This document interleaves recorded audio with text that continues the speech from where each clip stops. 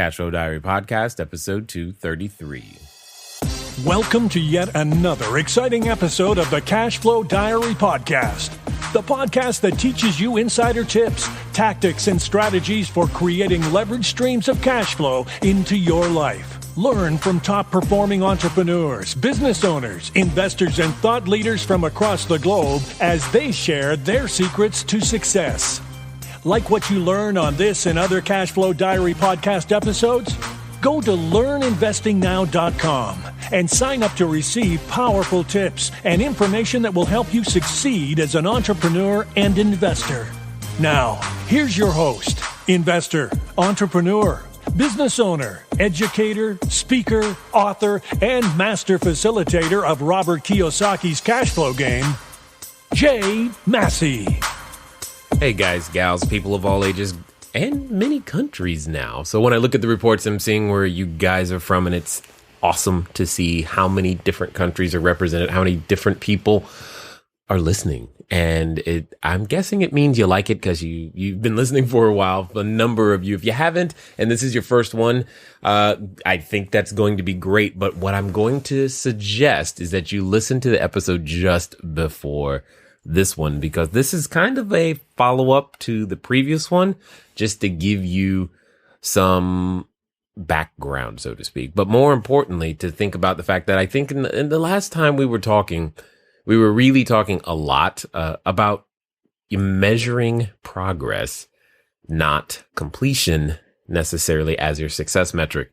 And one of the things that I was thinking about was the fact that you may want to very well measure that progress, but you may not know or have the skill set yet, or have ever been told how to measure that progress. What should I be doing? Because sometimes this question comes up. Well, sometimes this question comes up, and the question is simply, Jay, what do I do on a day-to-day basis? You know, and that could be the very thing is that, Jay, what do I do on a day-to-day basis? I want to hopefully give you some insight into that. I want to give you an insight on what to do on a day-to-day basis. You know, hey, I know what it's like to have been an employee. I know what it's like to do whatever it is, what I do now. I know what that's like. Someone told me, here's what you do. You do these things, you get paid, blah, blah, blah. It was very clear, very easy to understand. But that may not be so the case today. Maybe now you're building your business, pursuing cash flow in various different forms, and you don't really know what is the next thing. You don't know, hey, you woke up. Now what do I do? How do I get money to come in? What do I do about it? You know, I don't know if that's something that I don't think any of us are necessarily born with it all the time, or if maybe you get it instinctively. And if it's not you, then that's okay too. This episode is going to help you with that. So one of the, I guess the thing that I would say in the last episode, we simply talked about measuring that, like I said, the process. And I tend to look at the categories of activity because it's really what it comes down to. One of the dangerous things that happens as you begin to evolve and become an entrepreneur is we never want to confuse activity with accomplishment. Those are two completely different things. Activity versus accomplishment. There are some things that are required. They can look very, very similar. But I promise you that they're really not similar at all. And that's the challenge. One is just busy work, and the other is actually moving you towards the direction of your goals. And what I want to do is I want you to think about this definition. I call it pay time. That's what it was taught to me as is pay time, because it's one thing to think about as you cross this line or as you continue to build is how much pay time are you getting on a daily, weekly, monthly basis, right? So, and I'll use the example of being an employee because many can relate to that, or it makes sense. Or if you've been self-employed, hours and whatnot. If you have billable hours or something of that nature. The question is very simple. If you had one billable hour, or you worked 1 hour per week, what would that paycheck look like? Well, it would be very small. And here's the other thing. You wouldn't expect the paycheck to be big either, right? So you may have invested a lot of time doing many things, but in the back of your head, hey, I only had 1 hour of work this week, or I only had one billable hour. Well, that's going to quickly and clearly help you understand that your quote unquote paycheck isn't going to be, that large. So here's a different way of looking at it, because now that you're, crossing over, so to speak, or now that you're building it bigger and doing these great things, the thing you must understand is that you're no longer paid just for the amount of time that you exist at the workplace, wherever the workplace is for you. And, that being one of the freedoms that we get to enjoy is our workplace can be very different places. So that being one of the things, that being said, what it comes down to is understanding that pay time for you, for myself, or for many other entrepreneurs is actually it's time spent on the phone or in front of a prospect or a customer. That's it. That's really when you're in the right mode of pay time. That's like the most direct route to getting paid is time spent on the phone or in front of a prospect or a customer. So to be clear, this does not mean like picking up your dry cleaning. This does not mean where you are preparing to go somewhere, I'm not saying the, dry cleaning or hanging out with kids and going to a soccer game, or I'm not saying those things aren't important. Arranging your office, that's the popular one, right? You have the phone on one side of the desk and you put it on the other side of the desk, or you're tidying up the business cards that you're moving them all around and shuffling them papers. Okay. That's wonderful. I'm not saying some of those things aren't necessary. And it's even harder as a real estate entrepreneur because you're thinking, well, I need to analyze deals. Oh, I'm not saying you don't. You do. I need to do due diligence. I'm not saying you don't. You do, but that's not time spent on the phone or in front of a prospect or a customer. That's where the highest and best use of your time and activities that help you to do that and support you in that are typically what's going to, at the end of the day, put money in your pocket. So what I'm going to do is I'm going to give you a framework or a structure, if you will, that I believe will assist you in making these things happen. It's one of the success triangles, as I was taught them, and it's the GPT, or goal, plan, and track. You got to have a goal, you got to have a plan, and you got to track it. I told you in the previous episode, hey, you've got to measure your progress. Well, sometimes we don't know how to measure our progress, and to make sure that you don't measure the wrong things, I'm going to give you some ideas of what you can indeed measure to make all of this work. So, what does that mean? 3 categories of things to measure. It's personal development, promotion, and communication. I'll say that again. It's personal development, promotion, and communication. These are 3 very, very important areas to measure this entire time as you continually grow. Now, the interesting thing is, in my opinion, one of the most important is the personal development one. If you neglect this one, this is actually one of the most important, but it's often the most neglected because people just want to get straight to work, so to speak. And I've written an article before. I've said it before. You will never out-earn your personal growth. You must learn to grow personally. At the beginning, it could be just learning to talk to people. And that's that's fine. That's part of your process. That's what you might have to go or grow through in order to get to that signed contract or that closed escrow. And there's nothing wrong with that. That's just part of the process. If you're willing to let yourself grow and grow through the process and see it that way. So personal development actions. What does that mean? Well, for me, there's really only two things. It's one, you've heard me say it before, clarity leads to power, and it's the power to decide and act, period. And therefore, we should have a goal. That means you should spend and invest some time reviewing them. This is something that is actually beneficial for you on a daily basis. You probably have figured this out already. However, it helps to have that internal inspiration at your ready when you are faced with the challenges. And we all have learned, and you've been around enough to know that the biggest competitor that you must face is the person staring you back every time you look in the mirror.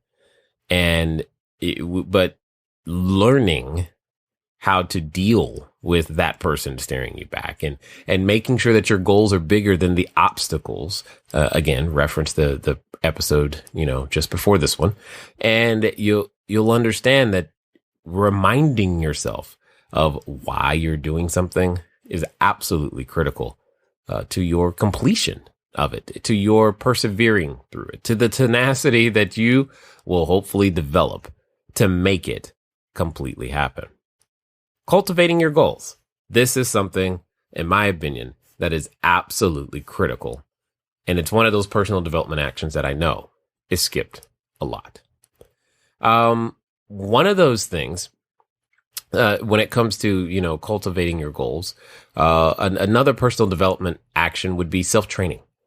What does that mean? That in this case, we're talking actual skills, maybe some of that skill is, sales. Maybe it's marketing. Maybe it's just learning how to speak. Maybe it's learning about how to schedule your own calendar and time block. Maybe it's about negotiations. Maybe it's just learning how to be silent. That's a good skill too, right? There are many, many skills. Disciplining yourself, your emotions, for sure. Developing emotional intelligence, and even being able to hear when people are talking to you what's not being said as much as what is being said. Hopefully, those things come across very, very clearly. Self-training is huge. The cool thing is it's easy to score points in these categories and make sure that you are cultivating your goals and self-training.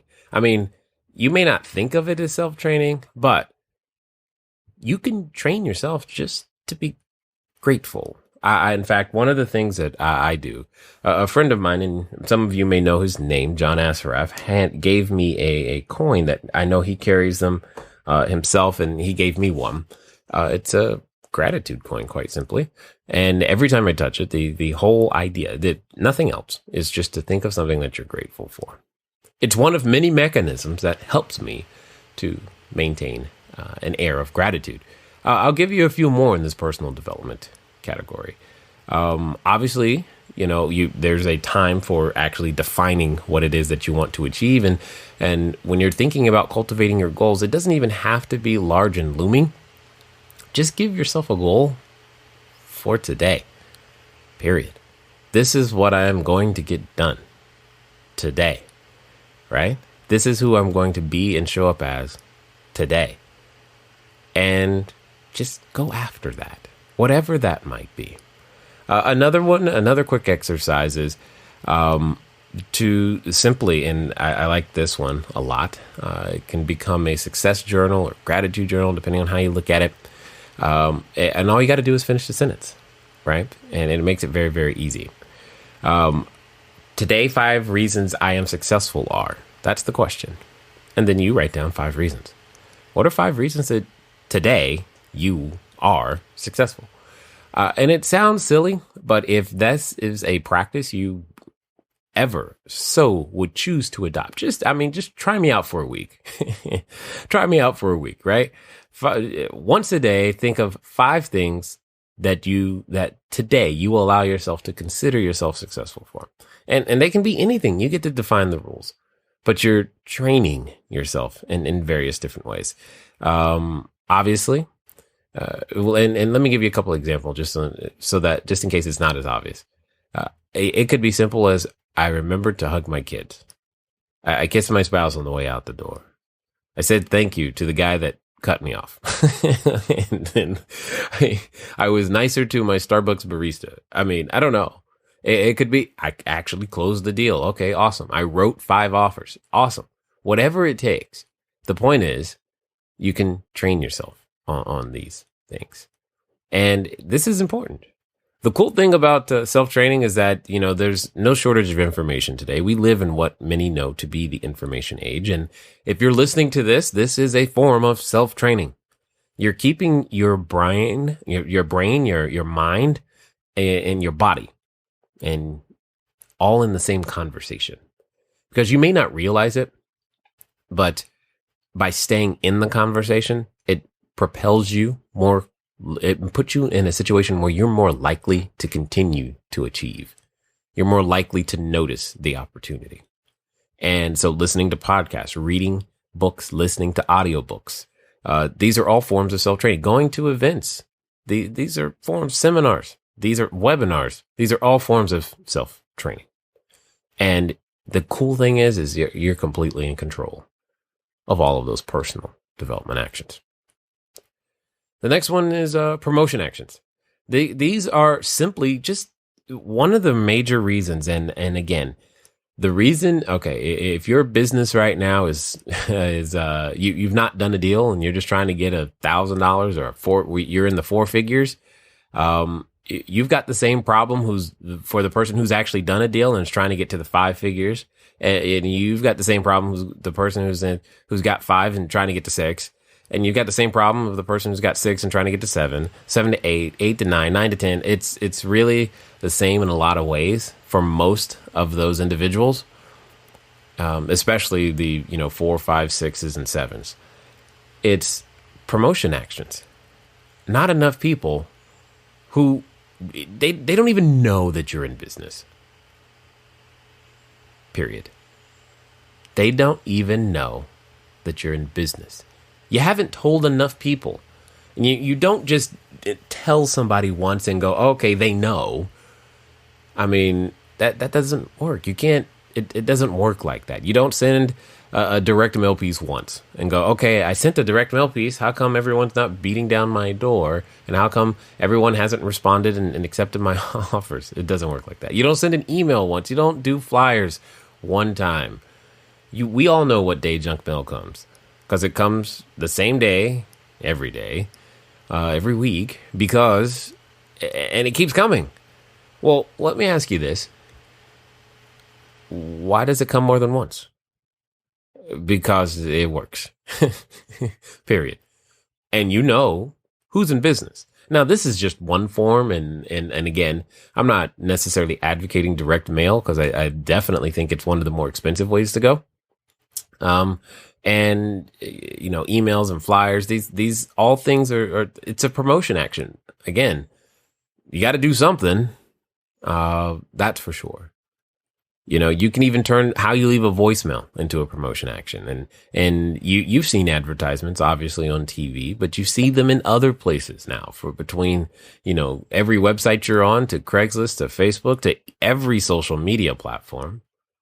And what about networking events? Do you have what is known as an audio business card? If somebody asks you right now, hey, what do you do? Do you have a programmed response, or at least a response that you've practiced enough so that it can come out of your mouth and help them be interested in what it is that you are doing? I honestly, I don't know. But the ones who are making progress will. And speaking of talking to people, do you even make a phone call? And if so, to whom? And when is the last time? The point I'm trying to say is that promotion action is huge. And learning to make sure that you continually do that is tremendously important. Again, the major reason you're not doing as much business as you'd like is simply because you're not giving enough people enough opportunities to actually do business with you, because they probably don't know that you have something that they want. So promotion actions are huge and ginormous and important. And I've just given you some examples as well. And then it's the communication actions. Now, see, the promotion action isn't necessarily, so I don't want you to think like a coupon per se. I want you to just, it's the, hey, I'm in business, right? Type of message. Not necessarily the, here's the offer and deal I got for you today. You've heard me talk about educate to dominate, right? And that promotion action it's a lot of that education piece. I mean, in today's world, let's say if you're using online technology, do you have a YouTube account that has any sort of video of you explaining anything about your product or service, about what it is you do as a real estate entrepreneur in any way, shape, or form? Do you even have one? Do you have a Facebook page? Do you have an Instagram account? Any of these things, promotion actions. Is there a way that anyone could accuse you? Oh yeah, they're in business. I can find them. I know that this guy has a business and they know what it's about. Is that possible? They may not have, any details on any particular offer, and that's fine, but can they find out that you are actually in business? Then comes the communication actions. These are where the rubber meets the road, so to speak, where you can get a little intense and heated. And if you're an introvert like me, you experience a ton of anxiety from time to time, because this is where you're actually on the phone with a person who has the ability to be your next buyer, seller, or investor. This is where you're sitting down one-on-one, or you're actually doing a presentation to, a group, or maybe a small group or a large group.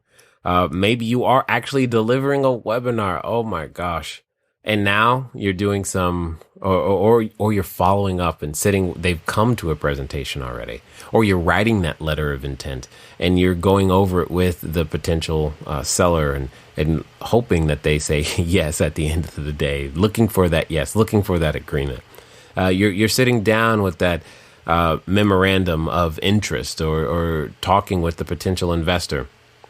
And they are, considering your deal in some way, shape, or form. And that, that 50,000, 100,000, $250,000, whatever the dollar amount is, $1 million. It doesn't really matter. The point is you're communicating and you're talking to an individual, and that transfer of energy and information is actually happening. Or maybe they said yes, and now you're just going through the paperwork. You're trying to get the next stage of the escrow process completed, or, maybe you're helping them get started with whatever it is that you do. You're walking them through your process, the enrollment process, if you will, or maybe you're communicating the fact that you have a need. That need is, well, you want more people like them to be referred over to you. Hey, they've got a friend or two or 12 or 1,250, or if you look at Facebook, 5,000,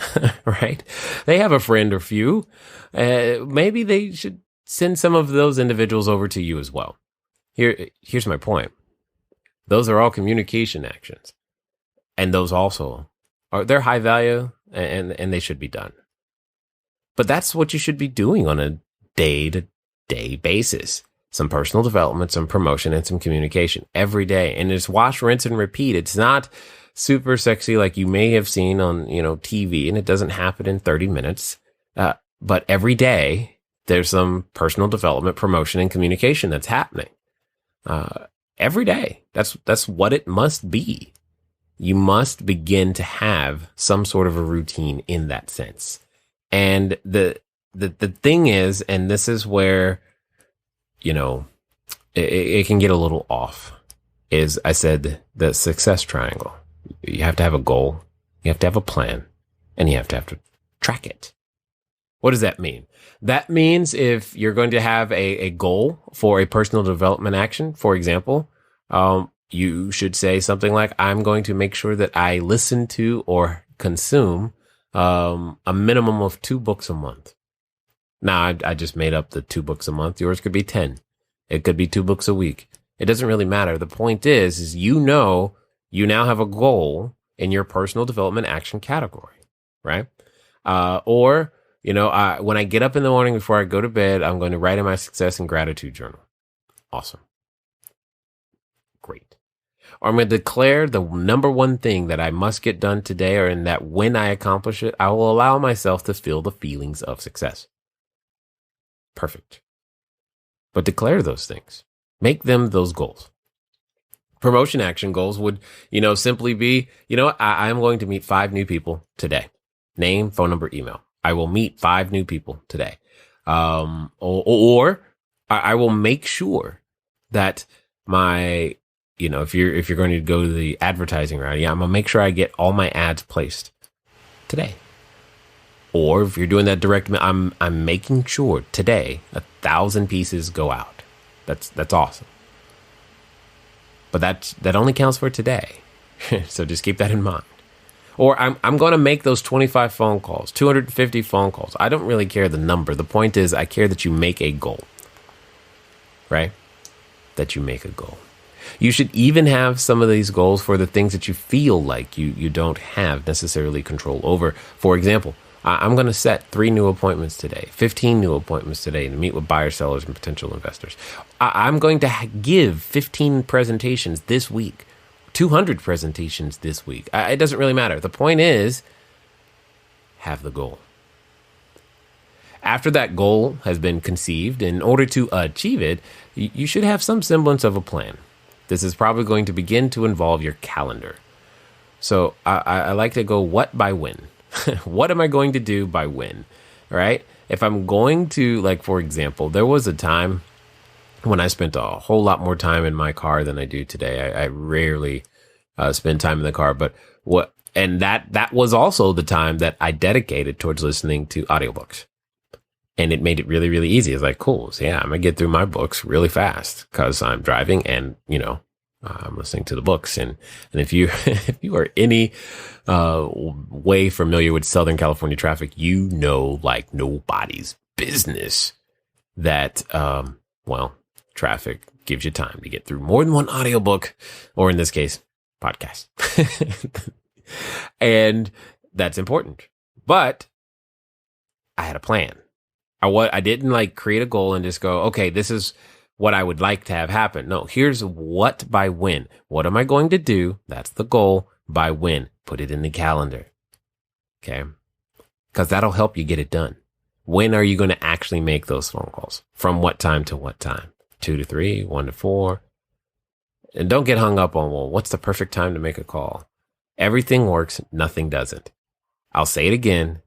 Everything works. Nothing doesn't. It doesn't really matter when you make the call. Make the call. You'll get more out of actually making the call and being consistent at making the calls than worrying and trying to optimize when's the best time to make the calls. Make the call.